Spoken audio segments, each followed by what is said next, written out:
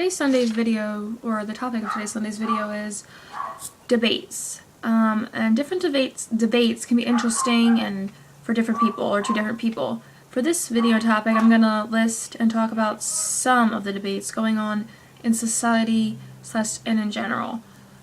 Keep in mind, I am not trying to persuade you in any way to choose a specific side in any of these debates. I will state my opinion. I will still state my opinion for some of them. However, I'm going to use some of the debates from the following sites, and they will also be listed in the description below: debate.org, idebate.org, procon.org, and New York, but nytimes.com, and it's under the room for debate. I think it's a category, I guess you would call it. And make sure to check those those links out down below in my description, the video description. And the ones that I'm just gonna mention out of the ones I mentioned now, I'm going to probably go into detail, or at least talk about just a few of them. These are kind of the ones right here, the ones I at least, or the first few that really just caught my attention or caught my interest. And they are: ban homework, reality TV doing more harm than good, should graffiti be allowed in public place or be allowed in public space, tablets versus textbooks in K-12 schools, are social networking sites good for our society, virtual schools on snow days, is cursive dead, professors and the students who grade them, the casual couture of the average American, and then lastly, home for the holidays. So I'm going to mention some of those. And in the comments, so sorry, I had school today, so I'm still kind of, So the next topic is: should tablets replace textbooks in K-12 schools? And this is from procon.org. So let's see. I'm gonna read kind of some things from there's a table that says pro tablet and then, con tablet, so for textbooks, so it would probably be more, you could rename it pro textbook. One of them is I'm going to read some of the cons first, and what they are, I'm not going to read them all, and I'm not going to read them in order. So if you really want to see them all, and then I don't know if they're in order of ranking order, or if they're just in order, just listed with numbers. Anyway, so if you want to see them, you'll have to go to the link in the description below. Anyway, and some of them are using for the cons, or con tablet, which is probably more, as I said before, it probably could be renamed pro textbook. It is using tablets is more expensive than using print textbooks. Tablets have too many distractions for classroom use, so games and ads and stuff. Many students do not have sufficient home internet bandwidth to use tablets. Print textbooks cannot crash, freeze, or get hacked. And then another one is tablets enable students to cut corners or cheat on schoolwork. Now, of course, you could just say that you can set limits on them and you can lock things, but I'm not going to get into that. I'm just reading what they have on here, some of the, possible reasons. And then for the pro tablets, some of them are: tablets help students learn more material faster. E-textbooks on tablets cost on average 50 to 60% less than print textbooks. Now, I'm not sure how old these statistics or how actually, reliable in general they are. I'm not saying they aren't, I'm just saying I don't know. So, but that's what this says. So if it's not quite that exact, or if it's changed, you can let me know in the comments if you want to, or just realize that maybe this is a little bit older of a article or a thing. Anyway, some more are: tablets help to improve student achievement on standardized tests. Tablets can help students better prepare for a world immersed in technology. High-level education officials support tablets over textbooks. And lastly, the last one I'm going to say is: using a tablet is so intuitive that it makes learning fun and easy. I'm not going to state my necessary opinion, because it depends on the age and on the subject for the most part. It would depend on whether or not I would use a tablet textbook. And some people don't even use textbooks in certain ages. Like preschoolers don't always use textbooks. The teachers might use like a like not a textbook, or maybe a textbook, like a book to make maybe lesson plans or something out of, but they don't necessarily usually use textbooks in preschool. Oh, well, maybe like certain little books or something. I don't know. But they're not going to, you know what I mean? Like the younger ages, they're not necessarily going to have textbooks. But they're not even going to necessarily have textbooks on the tablets either if they had tablets. But it'd be more sense to have a tablet probably in those kind of ages, in my opinion. I mean, you can have books and stuff, but I mean, they don't usually even have like textbooks in that age. So, but anyway, but it really does depend on the age and, you know, well, a lot of things like money and stuff. But, so in my opinion, it depends. Of course, for me, in my opinion, I don't think anybody else has ever said this, so I call it my quote. It's, everything depends unless it's the gospel. But we're not going to go into why so as you can see, for me, it's going to depend. Or in my opinion, almost everything depends. So that's going to depend. That's also kind of why it's a debate, because it could go either way. Anyway, so alright everyone, so the three that I'm just going to do three of them, or kind of talk more about three of them. And three that I chose are tablets versus textbooks in K through 12 schools, home for the holidays, and ban homework. So let's start with the home for the holidays. And the debate is kind of, and the question that they're debating is it better for families to air their differences or to avoid them? And this debate, by the way, I got is from the New York Times, the Room for Debate. And the people that are debating, it looks like, their names are, and by the way, this is not sponsored by any of these places. Anyway, the two people that are debating are Bruce, sorry if I pronounced your name wrong or I totally butchered it. I'm trying, how about I spell it out? And I'll say it, and then I'll spell it out just so it's, you know, you can see if you can pronounce it too. It's Bruce Feiler, Feiler, and then the other one is KJ, and this is a woman, the second one is a woman, it's KJ Del, I think it's called hyphen or something? No, hyphen, it's that little thing. It's Del, I forget what they're called, Antonia, Dell, I think it's an apostrophe. Yeah, apostrophe Antonia. And they are debating, is it better for families to air their differences or to avoid them? And this is at like a holiday dinner or something. In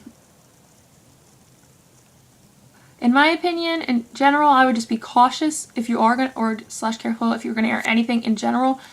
So that would go with at a dinner. I mean, it sometimes makes the dinner more fun. Sometimes it makes it worse.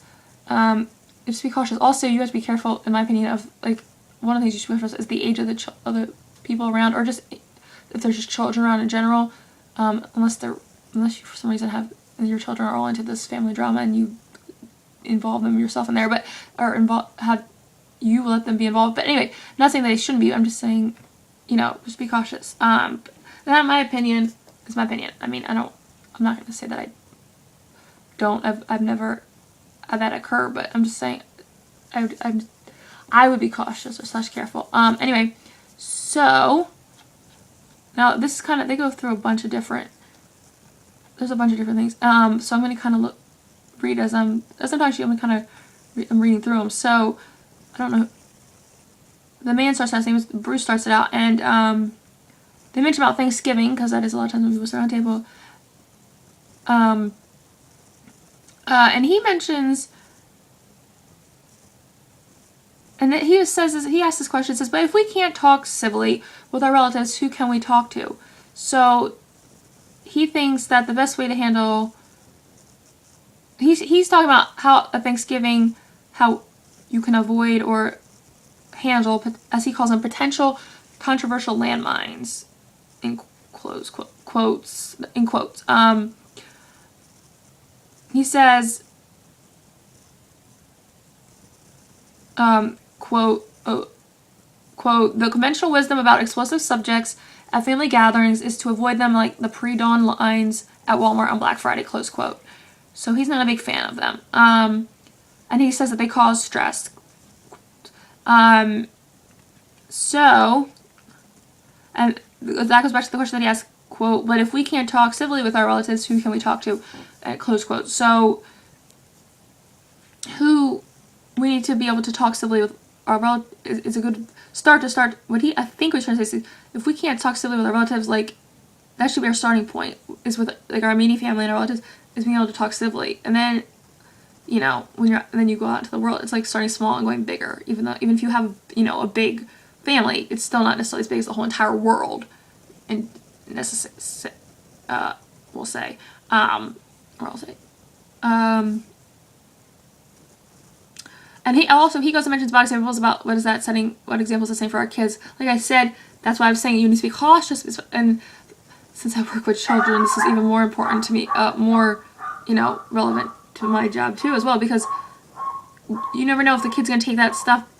Kids are a lot, especially younger kids, are like sponges. So if they're at an age where they can at least even understand what you're saying, and they're still that really, they're always, all kids are sponges, but there are more so that a little bit still. A lot of them will retain what you say, or at least parts of it, and they could even twist it. So it could go to school and be even twisted. So it might even sound worse, or it might sound, you know, I mean. So you just have to be very careful. And I like, this is interesting. Quote, debating those we disagree with is as American as overeating, close quote. So, and then he goes on to say, quote, if we ever expect to find common ground on anything or even modify our rigid positions, we have to engage with people who have different points of view. And before I go on, I'm going to say one thing. I am going to not do the ban on work because I feel like this video is going to be long enough. So I'm just going to do the tablets versus textbooks in K through 12 schools and the one I'm doing now. Just a quick side note. Anyway, so moving on.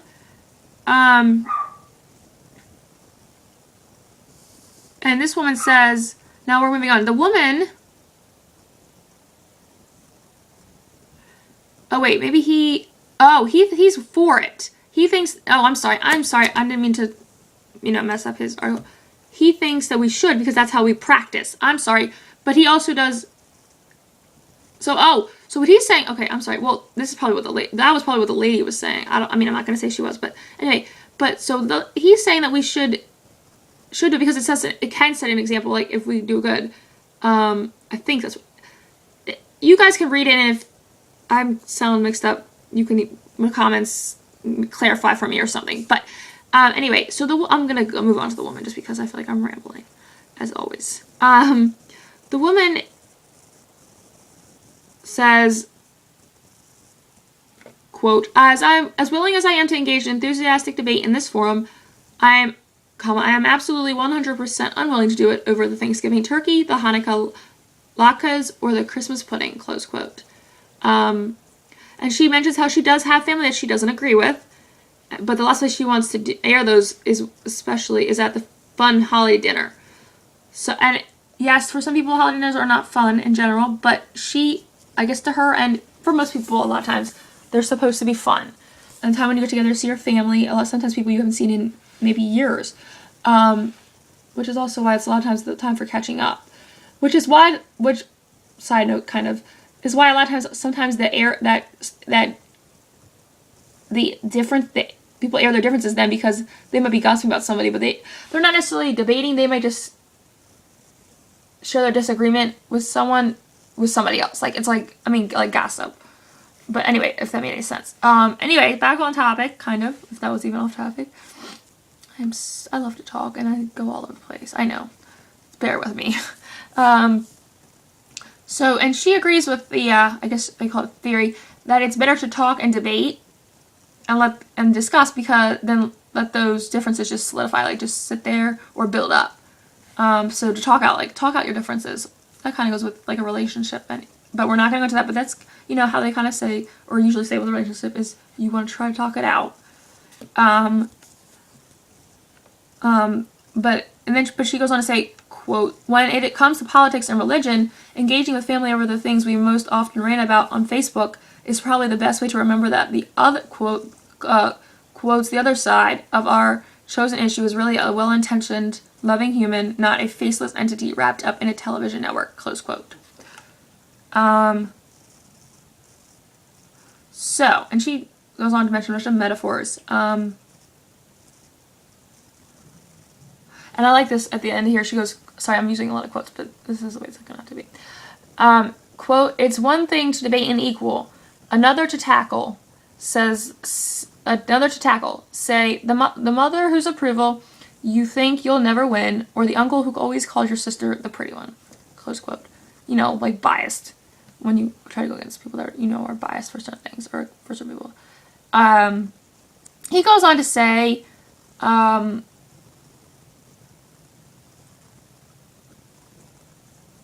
he asked this questions. He goes, quote, so let me get this straight. Whatever family dynamic I have right now, I can never change.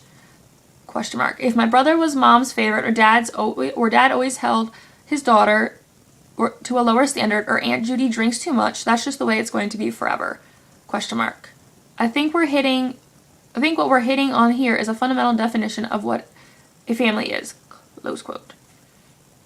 So what he gets from what she wrote above, in this case above, is that family behaviors are locked into place at an early age and are threatening to everyone's sanity. And they're so threatening that you have to sit around and talk about things like traffic and the weather, which could be good conversation starters, don't get me wrong, but they can also be kind of creepy when you start them like that. But anyway, and one thing I say about that is that there are some family behaviors that don't necessarily know how to go with this, but family behaviors in general that are many times actually locked in place, or actually should be, but a lot of them are not usually, or don't have to be. But there are some that you actually do kind of, at least with your kids and stuff. And like, because he said at an early age, there are some, yes. But I see what he's getting at, where he's saying that they all are, because things do change. Is the other thing, is you might want it a certain way and it still might change. So it's not like, even if you try to lock into place, it could still change. Do you know what I mean? Oh, you can't really answer that rhetorical question. Of course I asked that question on YouTube thinking people are going to answer me. I guess you can answer that one in the comments below if you really want. But anyway, so he explains that he thinks of them, of the family unit, or just families in general, is differently. He says, I quote, I think of them as living, breathing entities, capable of change and, dare I say it, improvement. Close quote. And he goes into an example. I'm not going to go into that because I don't want to make this one too long, because I still have one more to go, one more debate. Okay, so I'm going to give you an example. Okay, you know what? No, I'm going to give you this. First, I want to give you this quote a quote from this thing. A quote that stands out from this article, debate, whatever you want to call it. And it is, quote, the whole idea that you can ignore differences suggests they won't find a way to come out anyway. Close quote. So, he gives... And he goes, so he mentions how that the underlying tension itself, or the underlying tension of it, does a lot more damage, or far more damage, than the actual conversation itself. So the tension does far more worse things or damages than the actual conversation itself will, or would. And then at the end, he ends with, quote, the only way to slay the sea monsters is to bring them out into the open. Close quote.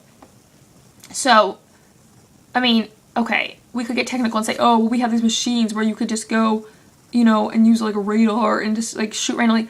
But I think is what he's saying that to get them exactly like every time, or 100% of the time, without having to like, just keep do it more than once, like just maybe say shoot something once, or like at the target once and get like a bullseye. Or at least, oh wait, hold on. Yes, and then, because to slay them, so to get them, you want to get them out in the open so you can see them more clearly. Like, say something was underwater, well, he's using a sea monster, so yeah. So underwater, we could use those new advances in technology. But he's just saying in general, the only way to usually get like a sea monster, is you would have to get them in the open so you could see them. So that otherwise you'd just be like, because, like, say someone was mad at you and you don't know why, like, or you might say someone was mad at you and you could tell maybe something was wrong with them, or they were just being really rude to you all of a sudden and they weren't normally like that to you. You would want to know why. You wouldn't want, now, here comes the point of whether you do it at a family dinner, or not. Or you do it maybe when everybody's there, but you might take them to the side, like maybe a different room or something, and talk to them. Or maybe if on the phone, well, See, and there it is. You might be able to do it face-to-face for some people, or maybe people don't like to be face-to-face, or you might have to. That's another thing. See, there's a lot that goes in, a lot of factors, and that's what a lot of debates is. There's a lot of factors and things that you have to think about, and it just ends up being your opinion and whether or not, most debates, there are some debates where there is a right or wrong answer. You just have to, I think there is just a few, but most of them, it's your opinion. Anyway, getting back to the regular topic that I was debating about in the first place, she goes on to say, she mentioned some things that, bring them together like a family, like, playing games and watching sports like football.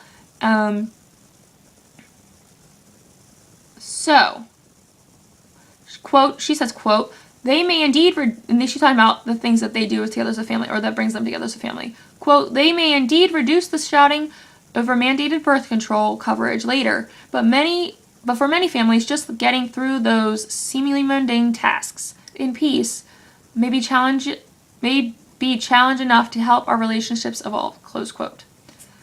So,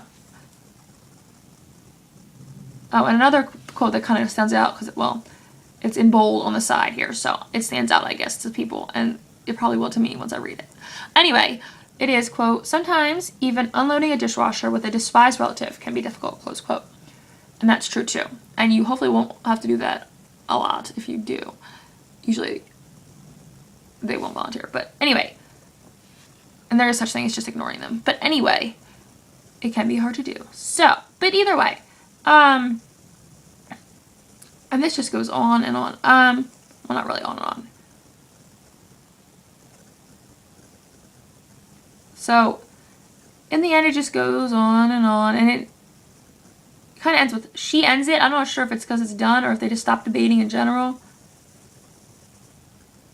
So in the end, it's your opinion or it's your choice of whether or not you agree or you do this or not, or you do this and you take certain precautions.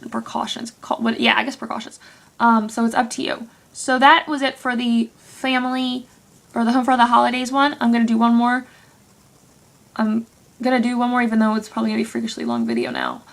And the next one I'm going to do is the tablets versus textbooks in K through 12 schools. So I'm going to move on to that one now. So in the comments below, leave your thoughts on any of these or even other debates, or just on debates in general. And don't forget to like, comment down below, subscribe for more videos, or if you like what you see. And thank you, of course, for watching my video. Hope you enjoyed it, this Sunday's topic and video. And I'm trying to swallow. Excuse me. See you next week. Bye.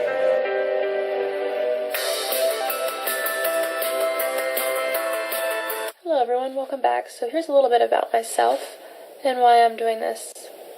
My name is Carolyn Holland. I am 21 years old. I am straight. I currently live with my parents in Delaware. I have 2 younger sisters. I have a dog named Mia who thinks, or is, my shadow. She follows me everywhere. She's a Pomeranian mixed with something else. I am Mia's second favorite. That is after food. I am currently in college trying to get my associate's degree in early childhood education, birth to 2nd grade, although it is taking me more than 2 years, unlike what they say is the norm. I am currently the Sunbeam teacher at my church. I am a member of the Church of Jesus Christ of Latter-day Saints, aka Mormon. My favorite genre is romance. My favorite sport is basketball. I am currently working 2 part-time jobs. I am pretty good with computers. I love to take photos.